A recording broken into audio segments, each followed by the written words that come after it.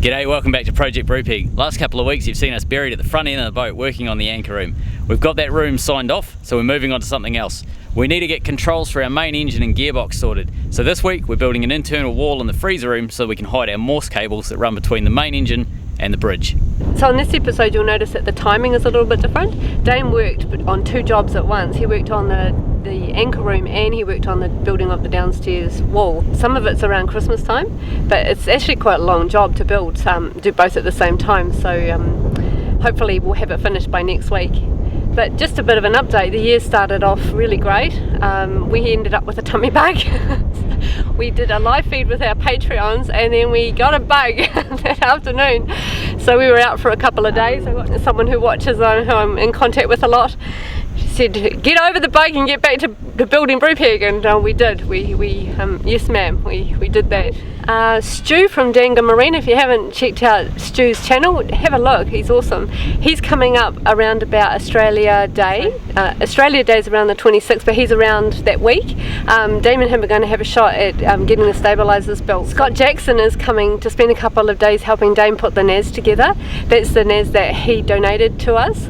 Can't wait to meet him. And Trevor, our lovely Trevor, has been helping Dame so much on the boat. It's just been so lovely, and he surprised us yesterday, gobsmacked us with a donation for a generator. So thank you so much, Trevor, we really appreciate it. Dame's got a little bit of time off work around Australia Day to work with Stu on the stabilisers, so we're going to heads down, really get into that and try and get quite a big part of that finished. But today it's all about the throttle and building the wall downstairs.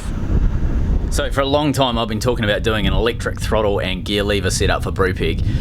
The reason why I was going to do this is because there's so many curves and bends between where the controls are in the bridge and the engine room. It's a bit of a pain in the ass to do morse cables because there was going to be so much friction with all of those bends. However, we're actually going to ditch all of that and go back to morse cables because Malcolm has figured out a way to do it. Let me show you what we come up with. I'm going to try and show a little bit of the layout of Brupeg so you can understand what we're trying to achieve. So this is the wheelhouse. So in front of the wheelhouse you got the kitchen, the YouTube box, and then you've got the back of the wheelhouse is the front of the lounge or saloon, if that makes sense. Right, so if you come through to the wheelhouse area, you can see where the steering wheel is, and you got your controls for the throttle and gears just sitting there. It's all just basically sitting on the dash, nothing's bolted in yet. That's where originally there was going to be, there would have been morse cables connected to that controller and then heading off to the engine room. However, for us, we figured electric was the only way because of all of the bends and curves needed. What we're thinking of doing now is taking the cables from that control box. Let me just see if I can be fancy here. We're going to go through this wall so you can see where the back end of the side of the air conditioner is there. That's basically the back of those throttle controls there. So what we're going to do is cut a hole in the wall. The morse cables will come through the wall behind the dishwasher here, and they'll go through the wall. Now, this is where it gets hard to sort of describe it. This is the wall that it'll go through, but it'll go off to the right hand side a couple of meters. Now, that level there is the top of the freezer room. So this comes vertical here and then goes along in that dimension there, and then steps back down towards where that door is. Let me go down to the freezer room and I'll show you what I mean so I can hopefully explain what I'm trying to show you. So that's the wall that you were just looking at, and you can see that weld running all the way along the top there. That is the weld that I was showing you in the hallway, and that doorway sits about there somewhere. So the morse control cables will be coming down through that flat piece of roof you can see there, or wall, or whatever you want to call it, and they'll come through about here somewhere central to the whole shebang. Now what we're going to do, normally the issue with that would have been they would be randomly in the middle of the freezer room. We'll have a wall right down the centreline of the boat. Now we can actually hide the morse cables inside that. So one of the ideas that Malcolm came up with was bring it through down that kitchen wall, so from the morse controllers down the kitchen wall through this bulkhead up here, and then a nice big gentle bend, and we can push it straight up and over and into the engine room, quite up fairly high, so that we can keep the engine room clear as well, and the cables will then do a nice big curve down to either the gearbox or the engine, depending on where it's going. We're going to be running two separate cables in two separate conduits. They're going to be one above each other, so that as we do it's going to be a wooden wall, as we do our wooden beams, we're not going to reduce the strength too much by having them side by side. So the plan today is to build a wall in Brupeg's freezer room. Forgot the tape measure.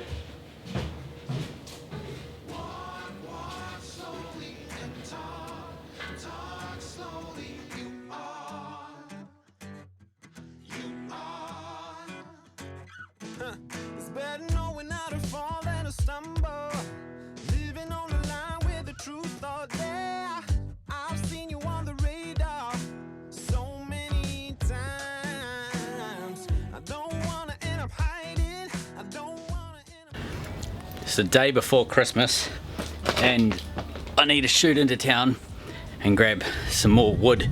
We're going to be using a Baltic pine, which is really tight growth rings. It's a really nice stable timber. You can use normal pine and that sort of thing, but it doesn't hold up as well. Sit it on two saw benches, 2 horses, and then overnight you'll end up with a massively bent piece of wood. We'll head into town, we'll grab some of this wood from the shop before they close, and yeah, start getting into this room. So back from the shop, we got our Baltic pine. They come in 5.4 metre lengths, so they're lovely and straight. A couple of little wobbles up at the end you can see there, but yeah, really nice and straight, and it's quite a heavy wood. I didn't realise that for a pine.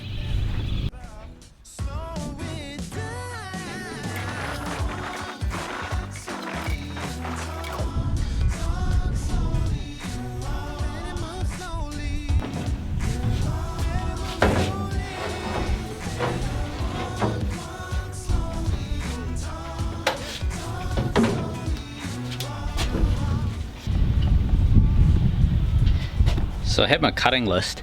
I've got 5 lengths and I'll split them up into which, board this is going to do. So I've got 1 long length down here, and then I've split it up into 3 tops, and then we've got a whole bunch of verticals.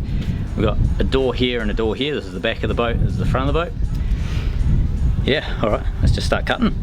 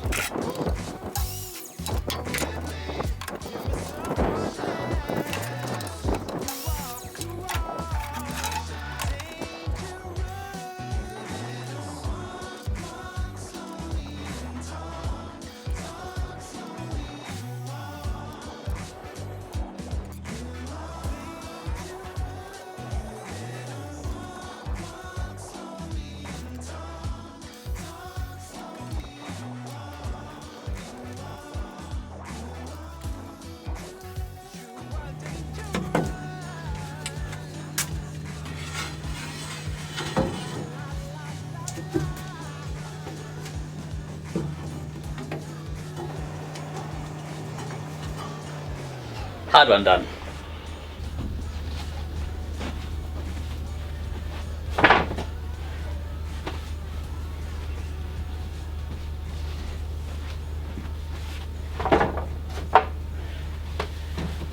Alright, let's get those down the bottom.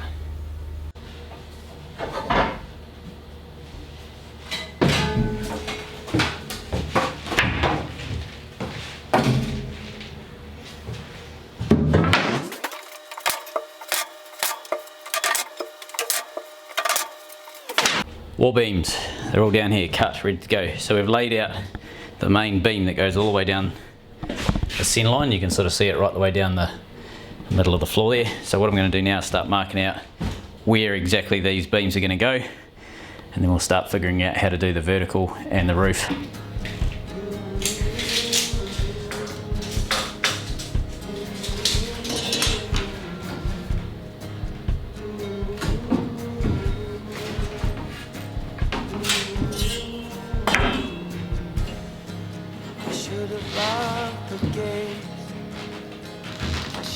Thrown away the key, then I'll be fine with this. Yeah, for you and me. 6, 4, front. Number 1, there it is. I flush it out to sea. Someday I can't tell. Even if we wait the day. Just made a decision, room's getting bigger that way. In my head, what was I supposed to do? Was barely standing when you fell into.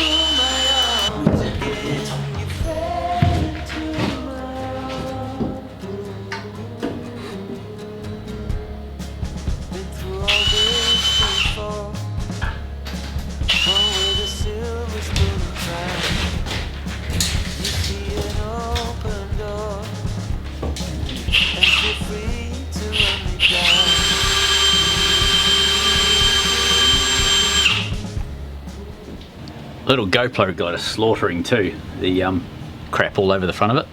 Anyway, that's what danger cam's for. What I want to show you is down here. Let me turn the light on. Alright, clamber, clamber. Ha ha! We have a wall. There we go, look at that. So, this is the Baltic pine that we bought. Let me see if I can zoom over here. So we've got it basically screwed into the wall at the far end, the bulkhead, and then it does a step up, goes across the raised piece and then comes along and works its way to the back of the room.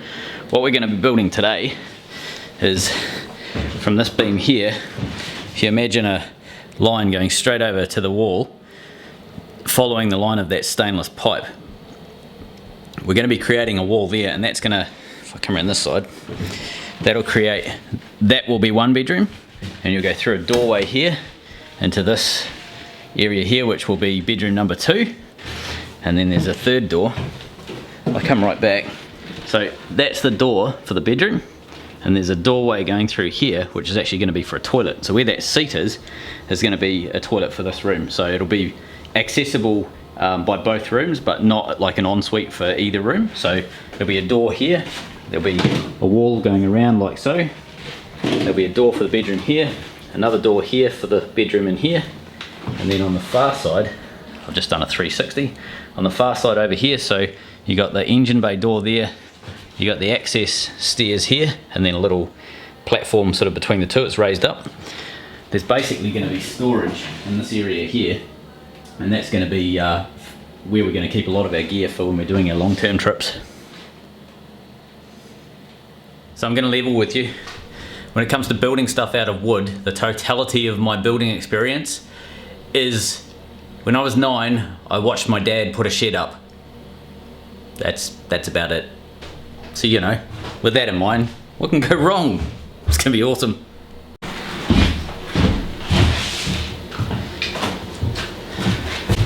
So because of that, I might be running a bit low on building terminology. So I need to do a sideways bit to get the curvy bit, to meet the up top bit, and then to get the verticals all sorted out. So let's get on to that.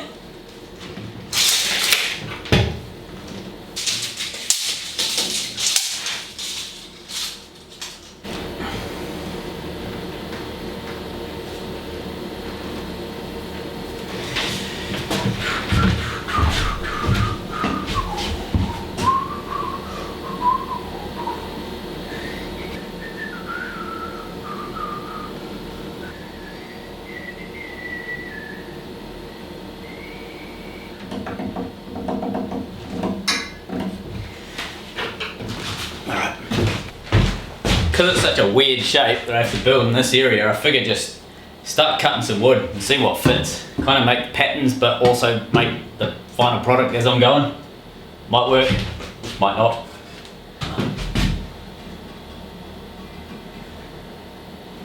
Someone put a piece of stainless right in the way. So to clear a bit of a weird corner on that stainless pipe, I've cut out a bit of a notch with my saw. So we'll see if we can actually get that to fit now.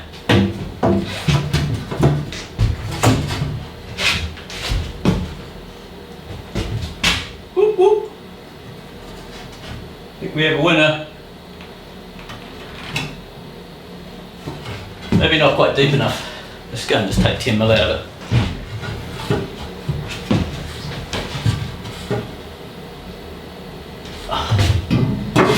That'll do.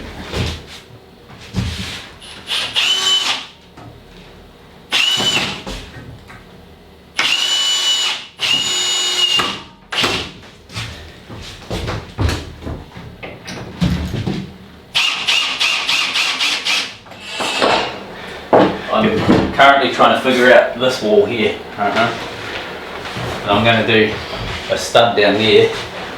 I'll double stud there. And then one more there. And one more behind that wall there. So I don't lose too much door. Yeah, that's my thought. Because that still makes the doors about 580, which is probably plenty. You're to build off this one, haven't you? Yeah. Going on here, so when you put the second stud in, Yeah. just make it a bit Ah, why? so that when you come to put your panelling on the side, you get something to put it on. That's what you. Ah, right. So you leave like 15 mil or something. Oh, leave half a sheet or. Right.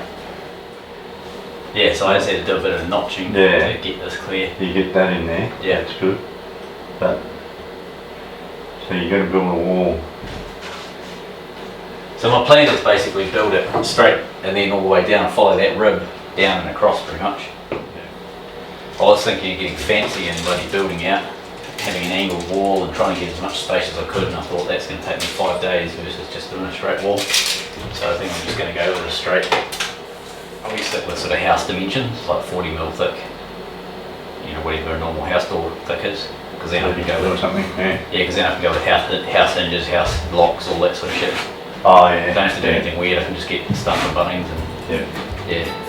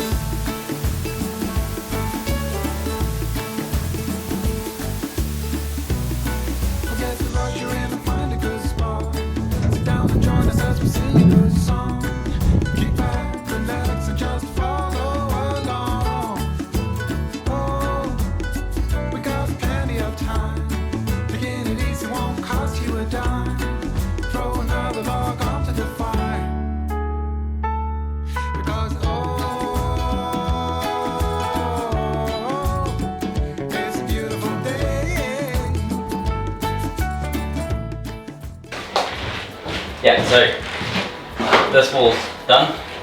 That wall I'm still short a couple of bits of timber. I've run out of timber again. I bought 2 lengths the other day thinking that would be enough, but it's not, so I need probably another, maybe 1 or another 2. And I just got to do a couple, I've got to do sideways beams, whatever they're called.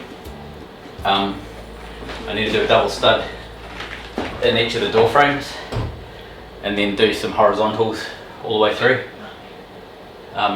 So I can't fully finish the whole boring until I've got all of the other studs in, so I'll be able to drill everything I've got now, but then when I get the other studs I'll go through those as well, you know. But it's getting there. Yeah, it's come up alright, I'm pretty happy with it. Yeah, it's amazing. Yeah. It feels really nice and big. That's surprisingly big in here, eh? Yeah. I thought it would close it in a lot, but it's bigger than I thought it was going to be. It's nice. It's lovely. Yeah. Can't wait to build the bunks on the other side and sort of see the layout, see what it works out to be. I think that cabin's going to be pretty big. It's going to be a nice space. Be the biggest cabin on the boat. I think it's really lovely because people want to be down here. Yeah. Which is good airflow. Yeah, well, after that conversation with Malcolm, I'm pretty happy with solid airflow, eh? It's rare to have really good ventilation 2 stories down on a boat, and we're going to end up with that. Just a lot to do yet, isn't there? Yeah. We'll get there, one thing after the next. Right, so the whole point of building this wall down the middle of the boat as part of dump and run is we need to be able to put control cables running from the engine all the way up to the bridge. Now we were going to do those as electronic, so let me spin around. We've got this big piece of 3-inch stainless conduit that runs between the bridge, or actually the battery box, and then therefore onto the bridge. But that basically runs between the battery box, which is just under the bridge, all the way down into the engine bay, and it's welded on and sealed up so that if anything happens in the engine bay, it's still a separate compartment from in here. Adam helped me put that in terms of the metalwork, and Clint helped me do all the electrics to run all the cabling through. We've got the cabling in there to do electric throttle and gear levers. However, we have to basically build all of the system. Now that was possible, we've actually figured out how to do it, but it's still an experimental system, and by doing this wall we can go back to morse cables, which is really old, basic, simple technology. So I'll show you what we have to do in order to get Morse cables down this wall. So on the top part of the wall here, we've basically got this, that wall there that you can see is the kitchen. So it basically goes in behind where the sink and everything is in the kitchen. This is the big drain pipe for the kitchen sinks. So what we actually have to do is cut a couple of holes up in here, which allows two plastic conduits to come through, and then we're going to run hole saws vertically through this. We're going to do one above the other, and that way that allows us to basically maintain the strength in this beam rather than doing them side by side or having one larger one. We're going to do two smaller ones vertical. We're going to bring it down as a nice big arc. It's going to come all the way along here. It's going to go as high as we can across here, through there, and all the way through into that bulkhead, which is the engine bay bulkhead, and I'll show you where it goes from there. So if we undo my fire rated lock, lights, engine room. So this is the wall. This is the back of the wall we've been looking at in the freezer room. So the cable's going to come through up here somewhere. Don't know where exactly. Probably end up cutting some of this junk off. This is all mounts and stuff from when it was a fishing boat. Don't know what they do. It'll come through here. We'll pin them up against the roof here somewhere, and then one cable will shimmy all the way down like so and hook into this lever here. So I'll end up making a lever up here to hook the Morse cable on. But you can sort of see that's the start of our electric throttle, where we had an electric servo motor connected to the throttle, and we could control the engine via the servo. Exactly the same deal down the back. So on the gearbox, same deal. You've got a servo just here that we had able to control the gearbox. However, all of that's going to go. We'll bring the cable from that wall over the back there. It'll come all the way down towards the camera, sort of scoot down here like this. Some version of a bracket over here somewhere, and yeah, it'll hook onto this lever here, click click, forward and back, and we're good to go. So nice and simple. As you can sort of see by my composure, it's currently a bit warm in this room. We don't have a lot of ventilation in here. I'll show you what we do have at the moment. On each side of the boat we've got a row of 4 PC fans, so 90mm PC fans, basically blowing up through a vent and onto the outside of the boat. They work really well, like over say a 24-hour period, they'll clear this room out really well. But as soon as you get a couple of people in here, man, it's no good. So the plan for this room was solved between Trev and Malcolm. They came up with some great ideas. I'll show you what we're going to do. On this wall here, this basically goes into the lounge, so if you punched a hole in here, you'd be seeing the bottom of the sofa at the front of the lounge. This room here, and then through the wall, this room here, need ventilation going into those rooms. So what we're going to do, we will knock a couple of holes through there, and we'll put essentially pipe work and ventilation ducting and so on, and it's going to go to a cowl type vent with a door aid box right at the very top of the wheelhouse. So I'll show you where it's actually going to come out eventually. So this is the sofa. If you were to knock those holes through, you'd see the back of this sofa, which is at the front end of the lounge. You can sort of see the layout.